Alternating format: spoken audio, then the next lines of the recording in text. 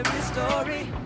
G'day and welcome to episode 232 of Trent365. Today is Saturday the 21st of July. Back in the storeroom again, which means I'm grabbing a suitcase again and heading off on another trip. Early flight tomorrow morning, heading off to London for the week. And it reminded me today as I was coming through the car park, they've just installed a self-closer on the gate going from basically where I park my car to where I get into the lift. And up until then there was no self-closer. You basically swiped your little card and the door popped open a little bit and then you had to close it yourself manually.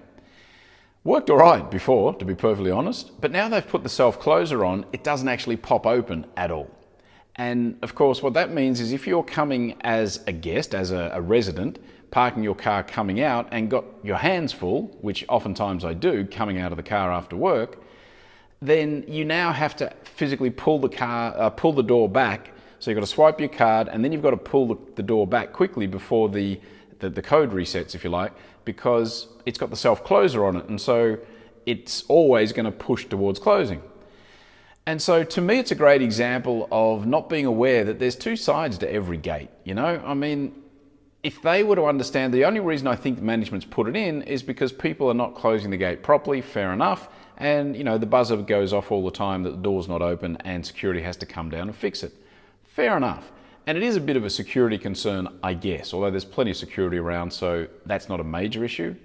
But to me, it's an example of not putting yourself in the shoes of the customer or the client or the guest, or in this case, the resident. If they had thought about it from our perspective first, the guys that are getting and gals that are getting out of the car with a full load of stuff, then I think they would have found another solution. They would have been able to pop it open and put the closer, or swung the door the other way, swung the gate the other way.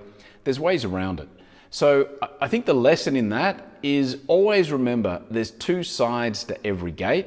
And by that I really mean there's two different use cases for most scenarios. And certainly if you've got customers and guests and clients using the same thoroughfare, using the same access routes, using the same doors, using the same things and furniture, whatever it is in your business, if they're using the same stuff that you're using, chances are they're using it differently. And so when you try and work out how that thing should be working, which way it should be swinging, where it should be facing, think about it from the guest or the client or the customer perspective, or the resident. Don't think about it from your perspective. Always try and put yourself in the shoes of your customer, client, or guest, or resident.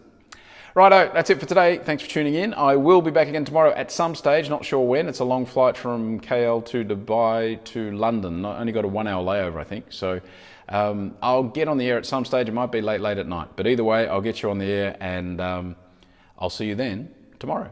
See ya. You got to tell me truly.